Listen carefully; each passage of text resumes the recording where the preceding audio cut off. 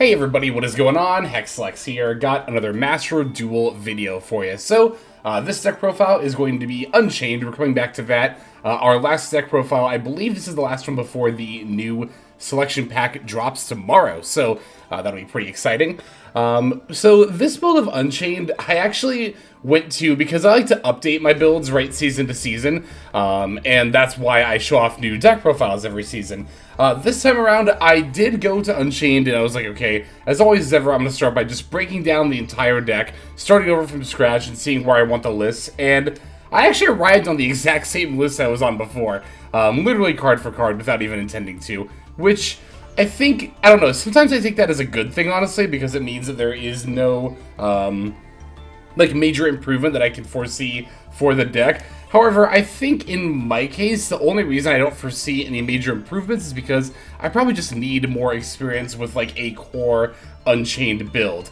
For the extra deck, again, we're on the same extra deck as well. I don't have Appaloosa in here. I know we did see in the latest viewer special, or no, it was actually in one of the deck profiles where I was playing against viewers, because I had a game against Abe where Abe was showing off the Unchained line that lets you go into a 2-mat Appo with your board. So I don't have the Appaloosa here. I have not learned that combo line yet. Again, I think more than anything else, I really just wanted to get the fundamentals of Unchained down and feel like I had a better grasp on the deck as a whole before trying anything like super fancy. And I will say that after this latest playtest session, I do definitely feel better about playing Unchained in general, as in I feel more confident. One thing that I was kind of wondering about at first, and I still am a bit, as far as cards I want to keep in the deck, is the DDD package, the Vice King Requiem, and the playset of Dark Contract with the Gate. Because here's the thing, right? In my experience, like, yes, that does allow you to set up the Divisor King Deus Machina next much more easily and often on just, like, turn 1, right? But a turn 1 Machina next made with only a Vice King Requiem can't actually use its effect, right? Because you either have to have 2 materials for the once per chain to attach an opponent's monster effect, or you have to have a Dark Contract card in the field. But Vice King Requiem will destroy the Dark Contract that you search it with, so unless you open to 2, which is definitely not optimal, turn 1 Vice King, or rather, turn 1 Divisor King Deus Machina X, for me anyway, is often just not online. Now, I know you can also make it with the Stone King Darius, and then it'll have like 3 units, and then it's much more easier to use. So I don't think dropping this would mean dropping the Machina X out of the extra deck necessarily, but I don't know. I have enough hands where, like, I opened the Dark Contract or the Vice King Requiem, and I'm just like, I kind of wish this was just more disruption, right? It could be like another triple attack, some more negation, like an Effect Veiler or something. That's kind of what I'm thinking about taking these cards out and subbing cards in for. Maybe a little bit more engine as well, possibly another one of the Rakias, just to give the deck a little more consistency in that regard if we are dropping like some amount of gas. Although I will say, we're going to have a replay here, one of these duels for this deck profile, where the this effect of Vice King Requiem, the once per turn target card in the field, shuffle Dark Contract from your field or graveyard into the deck and you destroy that target, that actually comes up big time. So, I don't know, that game does kind of make me question, well, okay, maybe there are more opportunities to combo with the DDD package that I haven't recognized yet. Like, again, the one we're going to see here shortly. So, definitely, especially if you're, like, more experienced with Unchained, let me know what you think in the comments, because I know that the majority of builds are on the DDD package, but I also know it's not something that you necessarily, like, have to play either. But if I want to fit more disruption, I could also, I don't know, I was going to say I could fix up my ratios here, but I feel like as far as the engine, or, like, the deck itself goes, I'm playing pretty much the minimum ratios what you would want to play. That is to say, basically one of everything except for Aruha we have 3, Shavara we have 3. Well, we'll go over that, of course, in the deck breakdown as well. What else about Unchained? Oh yeah, I did notice I was looking at some untapped stats for Unchained, and it's actually fairly high up on the win rate there. Pretty comparable to some of the other top meta decks like Snake Eye, Purrely, and I think Vanquish Soul might also be up there right now too, if I remember right. But Yeah, as far as like that goes, I do think it's pretty neat that Unchained is seeing a good amount of success here in the new meta. Of course, it is still pretty early on into the season, so that could just be due to a lack of significant number of games. Maybe as more stats come in, we'll see other decks increase in win rate and go above what Unchained can do. But in the meantime, you know, I definitely don't think Unchained is a bad deck. I will say this much. I will say this. I have noticed, because, you know, I remember saying at one point, I think probably the last deck profile for this deck, like, oh, you know, Unchained, people say Unchained is weaker in Master Duel because of Max C, but maybe that's just, you know, not, them not, like, thinking about it more. But I have noticed that there are some chain links where, like, particularly, you know, if you go, I'm trying to think of a good example here. Like, basically, if you have two of the summon effects on the same chain link, like, it could be one of the trap cards effects, and then, I don't know, maybe... Well, okay, if you go, like, Tour Guide, for example, and activate, and then you chain Sharvara, and then pop the Tour Guide, your opponent can chain a Maxi to your Sharvara, and they're already going to get, like, 2 draws off of that, which is pretty good. And there are a number of situations where your opponent can just throw in a Maxi into one of your chain links, and not even like, you know, not trying to time it super optimally. It's pretty easy to throw it in there and get 2 draws out of it. So I do see how Maxi is a bit of a bigger weakness in this deck than it is in others. But yeah, I don't know. I don't think that Maxi alone makes this deck unplayable, not by any means. But I do understand why people say that it can have a factor on how well this deck does, and more than that, I do think it does have a relatively minor, but still somewhat of a factor on how well this deck does in Master Duel. But, let's see. Like I said, Extra Deck is pretty much the same here. Again, you could throw in the Appaloosa by taking out... Honestly, there's a couple of things you could probably drop. I don't know, Muckraker I just never find myself using. You could potentially drop, I don't know, maybe Underworld Goddess, although I think it's really good, especially in a meta where Purrely is a thing, to have the option for Towers monsters. You could, I guess, drop the second Wave High King Caesar. I think I've summoned the second one, like, maybe 2 or 3 times, so it does come up, but, like, not a whole lot, if you are looking for some more extra deck slots here. But I'm just looking at all the cards and thinking about what I've summoned. Nightmare Griffin is, like, fairly optional, but I actually really like it, and it's honestly really not that hard to go into. But again, Muckraker, I can't really think of a game where I've used Muckraker. Maybe one, but, like, not a game where I was, like, it super came up, or Kate wasn't, like, wanted me to duel or anything, right? So, anyway.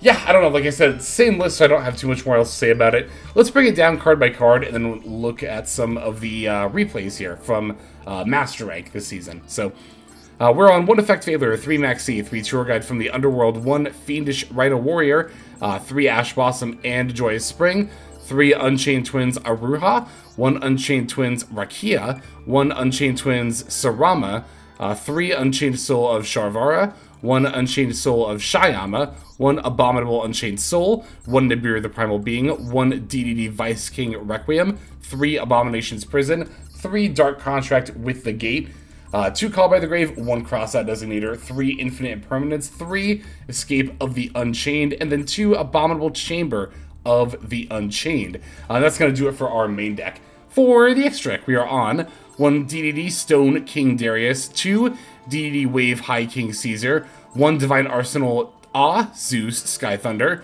1 DDD Divisor King Deus Machinex, 2 Unchained Soul of Rage, 1 Muckraker from the Underworld, 2 Unchained Soul Lord of Yama, 1 Nightmare Unicorn, 1 Unchained Soul of Anguish, 1 Nightmare Griffin, 1 Unchained Abomination, and then 1 Underworld Goddess of the Closed World. That'll do it for the list. Let's see some duels. Okay, let's start off with a game where we're playing against Snake Eye. I figure that's as good a place as any. Alright, hopping right on here. Looks like... Oh, hey, that's right. This is the first deck profile post-update, so you'll actually get to see the coin flip results in replay. That's really cool. We'll talk about that and some other stuff a little bit more in tomorrow's This Week in Master Duel video. Anyway, opponent's going to lead here with the Dia Bellstar. Looks like they're pitching Jet Synchron, grabbing that off of the Wanted here. I got a Maxi, but you'll notice that I actually held off on using the Maxi. Like, I see a lot of people throwing it out when the opponent uses the Wanted, which they did use during the main phase. So, main phase Wanted can mean either a misclick or a misplay on the opponent's part. Usually you want to do it during the draw phase to avoid getting messed over by Joel and Lockbird, but sometimes if they do it during the main phase, it just means they have triple attack. Anyway, though, I didn't max C in response to the Wanted. I see a lot of people do that, but I don't know.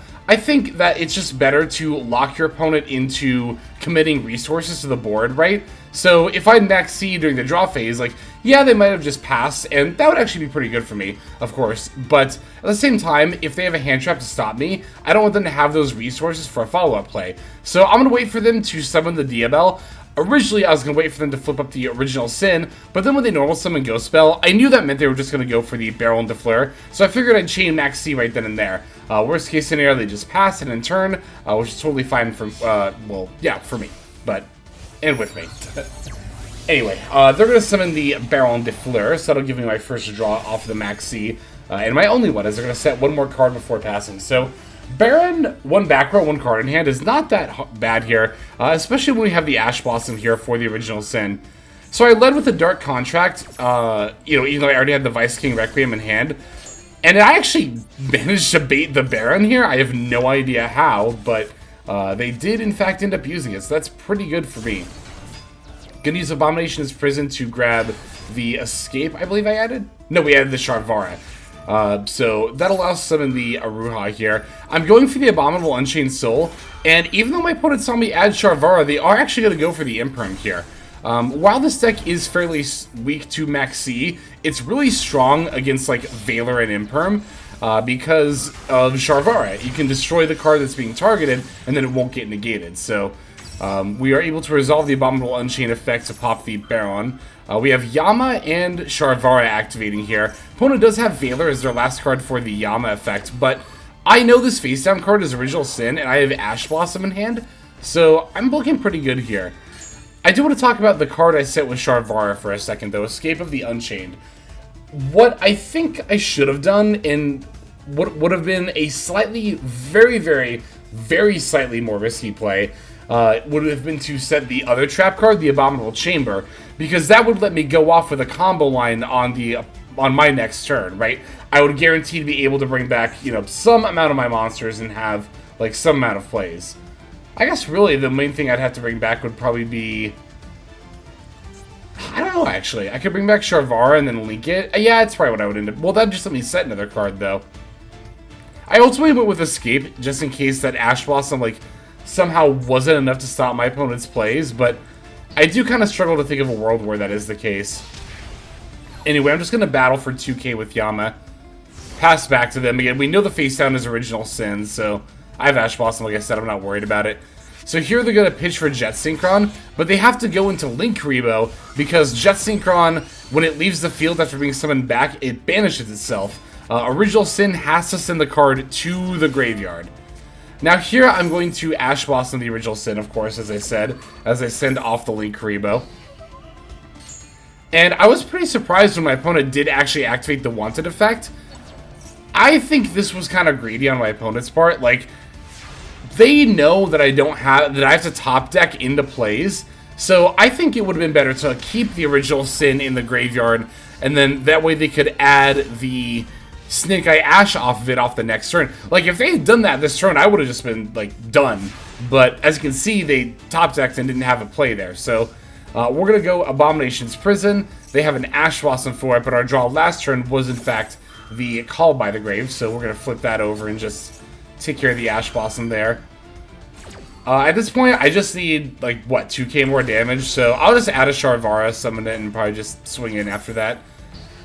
Since my opponent didn't play their last card, there's a decent shot it could be something like Nibiru, and I just don't want to play too hard into anything when I could just, yeah, have lethal on board. They actually conceded as soon as I had lethal on board, but honestly, I was debating if I wanted to even summon a monster off of the Unchained trap card. I might have just summoned Rukia and then just moved to battle phase, right? I think that probably would have been the best way to do it. But anyway, we were able to take a W over Snake Eye. So that's pretty cool. I do think my opponent could have played better at a couple of points, as I pointed out during each of those. But yeah, it was a good game all the same. Let's take a look at our next duel. All right, next game is going to be against Purrely. It's going to be another pretty back and forth exchange turn-wise. We are going to be in a 5-turn duel here. And we are going to be taking the first turn. I'm still not used to that popping up just yet. Of course, it's only the second time I've seen it, but yeah, so as far as turn 1 hands go, this is definitely not the best. We did have the Aruha, which if we had opened, like, almost literally any other Unchained monster besides Shyama, or card even, like one of the trap cards would have done it too, we could have gone, like, into a combo line, but Shyama, unfortunately, just does not really do a lot. Like, it's a good extender, but it doesn't do a lot as far as, like, being a starter goes, right? Like, it doesn't actually have the ability to summon any Unchained monsters from the deck, so, yeah. I ultimately opted to just set Imperm and then pass here, see if I can get a better play during my next turn. They're going to go for the Happy Memory, targeting the face down for the Purrely. Not going to Ash Blossom that. I'll definitely wait for the Purrely and then just use Imperm there, because that'll not only stop the search, but then also Purrely can't use the effect to Exceed Summon. Plus, they'll probably have either My Friend or, yep, another Quick Play spell. So I hedged here and used the Ash Blossom on the Sleepy Memory. I didn't want to wait to see if they had My Friend. I thought it was pretty unlikely that they did at this point. And sure enough, it doesn't seem like they do. They're going to normal summon Effect Veiler and then overlay for the Princess Sprite, which is actually really, really good in this situation, especially because it does end up, yep, finding the My Friend. So I was actually right in my initial hedge that they didn't have My Friend in hand, but they peeled it off the top with the Princess Sprite. Honestly, scenarios like this are why I do like Princess Sprite in the Purrely extra deck. She doesn't come up all the time, but there are some game states where she'll just completely bail you out, like my opponent here. At this point, I get to Nibiru, but it's a pretty bittersweet nib, as it will trigger the My Friend. But honestly, I was like, you know, I think I'd rather deal with them having more quick play spells again than, like, just straight up Zeusing me here. At least this way I have the nib on the board in attack mode, right? So it's going to be really, really difficult for them to actually pull off a Zeus. Although, I think they actually could do it here. What did they use to summon that? It was Happy, right? So yeah, pretty... Oh, but then you would need to... No, but they have Sleepy Memory in hand, right? Yeah, Sleepy Memory should be their last card. Oh, but they get to battle directly anyway, because they get rid of the oh, but they don't go for a Zeus. So I'm remembering how this game... Because I remember being baffled by that when I played the game, when I was actually playing the game as well. I was like, why would you not go for Zeus here? Like, you could go for Downward Zeus, and 5-mat Zeus is definitely better than Epperly Beauty. But yeah, I don't know. That was really weird. Also, right on time, Maxi. Glad to see ya. Yeah, I don't know. I get to normal summon Aruha, battle over the Nib token, and then I kind of just have to pass right back over to them after that because there's really not that much else I can do, again, with just Aruha and Shyama and nothing else here. Well, wait, couldn't I have... Wait, yeah, I could have normaled Aruha, popped it for Shyama, and summoned at least Sharvara. Wait, I could have gone into place. I just had to normal summon... What did I normal summon? I didn't normal summon anything on my turn 1. Wow, am I really just now realizing that? I mean, again, though, this is what I was saying. Like, I definitely need more experience in this deck. And, yeah, I was wondering. I wondered when... Like, after this duel ended and I saved the replay, I was like, damn, it's too bad Aruha Shyama isn't a line. Like, a combo line. But then I was like, is it not? I just didn't go for it. But... yeah, no, because, I don't know. You know what it is? You know what I think happened? I think I got confused about how Shyama is summoned, and I thought you had to pop a spell or trap card. That must have been it, because then I thought I couldn't pop Aruha to summon it. But no, Shyama has the same summoning condition as... Here, I can pull it up, let me find it. Oh, it'll be in my opening hand. Yeah, here we go. Oh, that's formatted differently as well. Yeah, I know. Shyama has the same summoning condition as Sharvara. I just thought you had to pop a spell trap to summon it. That's why, okay, that's why I didn't go for it. So, okay, this is one reason why I do really like reviewing losses and why I throw losses into videos like this is to catch misplays, and usually I'm relying on you all to do that, but I actually managed to catch that misplay here too. Okay, so cool. Like I said, we definitely could have had plays there. Oh, wow, that was a really good hand. I just did nothing on two, wasn't it? But you know what? We live and learn. It's all good. We just still have a couple more games to show off, so let's go into the next one. Okay, so weirdly, both this game and the next one, spoiler alert, are both going to be against super heavy Samurai Sword Soul, which I guess isn't that weird of a deck. Like, I've definitely seen that deck before. I just don't usually face it like 2 times in a row on ladder. So they're going to lead with a Klessia here. I'm actually not going to use the Ash Blossom. I'm going to wait for the Moye, and then I'll Valor that. Because if they have a follow-up like Emergence or something, then I'll be able to Ash Blossom that instead. Although, I don't know. You could also make the argument for Ash Blossom against a Klessia because Sword Soul doesn't have that many good Ash Blossom targets. Iris Sword Soul here is actually pretty scary, honestly. It's for a card that doesn't really see much play in the archetype. It is actually really, again, pretty scary when it does end up coming down here. So I will use the Ash Blossom on their Max C here. I figured it was better to just use that than the Call By, in case they had, like, I don't know, some kind of follow-up hand trap that I want to Call By later, or like a Valor or their own Ash Blossom or something. Gonna lead with the DDD stuff here, and I'm actually going to battle over the Iris Sword Soul before going to main phase 2, because I can go into plays with the Deviser King Deus Machina X, but if I had summoned that while Iris Sword Soul was in play, she would have just destroyed the Machina X right away, so I needed her off the field. It's too bad. I actually really would have liked to have gone for a Zeus here and been able to like board wipe and have that set up, but again, if I had just gone straight for the Machina X while Iris Sword Soul still in play, it would have just got popped and I would have been unable to do plays. But as you can see, the Machina X destroying my Unchained monster has enabled me to do pretty much a full combo line to main phase 2 here. I won't have the Unchained trap card set up, but this play does get me the Unchained Soul of Rage, the Link 2 that links with one of their monsters, as well as the rank 6 Wave High King Caesar to negate and destroy cards at Special Summon. Plus, we know Taya is one of the cards in their hand, so we know we have an out to that right away. We have multiple outs to it. Well, now we only have one. As the Raiden here, our opponent does have a Kaiju to summon over our Wave High King Caesar. So we know they have Taya and one other card in hand. Again, Unchained Soul of Rage can take care of the Taya. Last card ends up being the Motorbike, but thankfully our last card is Called by the Grave, which we can use since Motorbike discards itself. We can just go ahead and banish that, and of course not only banish it, but also negate it too. So no super heavy Samurai engine for the opponent, and they concede because they know as soon as they summon Taya, they're going to summon the token, and then I can just use Unchained Soul of Rage with the token. It has to be the token because it has to be a special summoned monster, to then make a Link 3, and then, you know, all they have left is a Taya and nothing else, and then I win. So alright, pretty cool game there. It's cool, again, to have actually used the DDD stuff for more than just making a pretty useless feeling turn 1 Deviser King Machina X. Here, the Vice King Requiem battling over the Iris Sword Soul, going into the Machina X to pop my own Unchained monster off the Vice King Requiem effect actually mattered a lot, like a super lot here. So that was pretty neat. We have one more game to see, though, so let's check that out. And yeah, I mean, like I said at the top of the last game, this one too is also going to be against super heavy Samurai Sword Soul.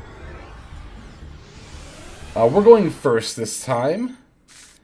And yeah, this actually looks like a pretty standard turn 1 combo line kind of hand. We do the Fiendish Rhino Warrior in hand with the Tour Guide, which is of course not ideal. But I think I am just going to summon the Rhino from hand anyway.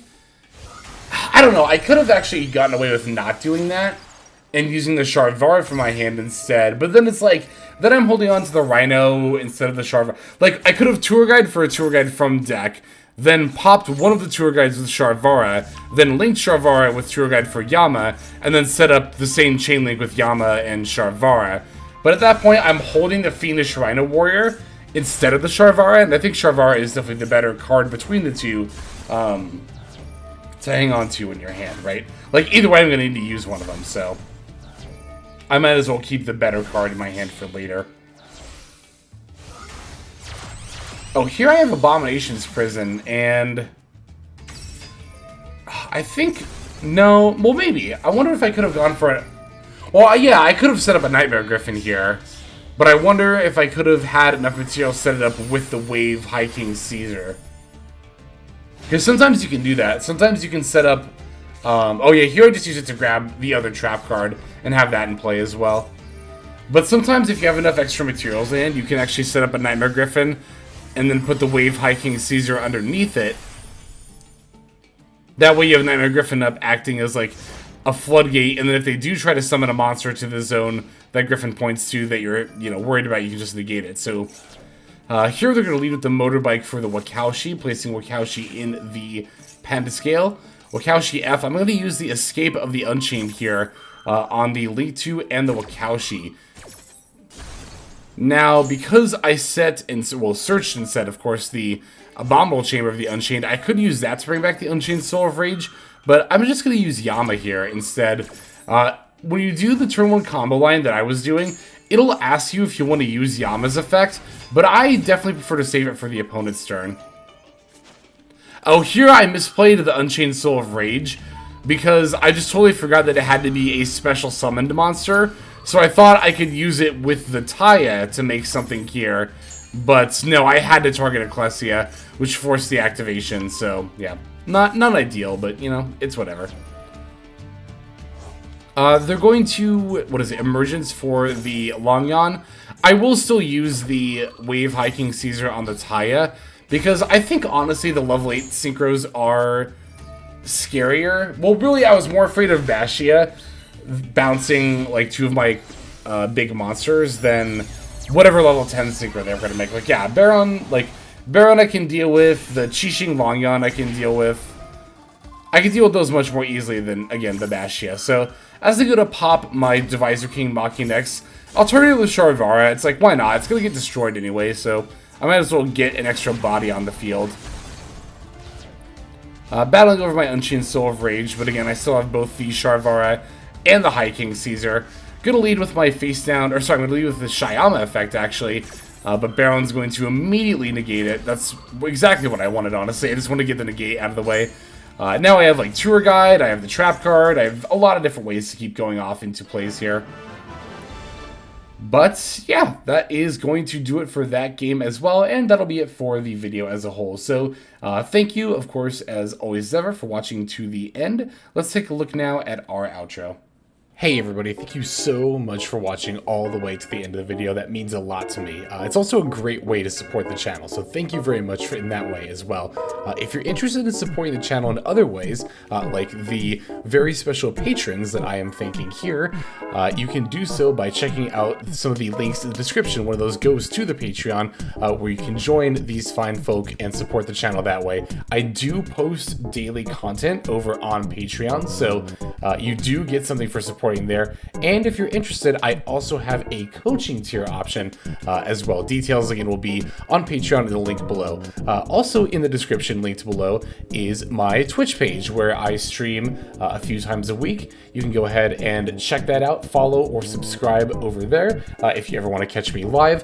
You'll also find my second YouTube channel if you feel like subscribing over there to watch some of the Twitch VODs as well as some additional non-Yu-Gi-Oh related content that I make over there. Again, any of those links you want to check out is all a great way of supporting. But again, even if you don't do that, just watching was also a fantastic way to support. And once again, I have to thank you so very much. But in any case, this is HexLex. I'm going to be signing out, and I'm hoping you have a fantastic day.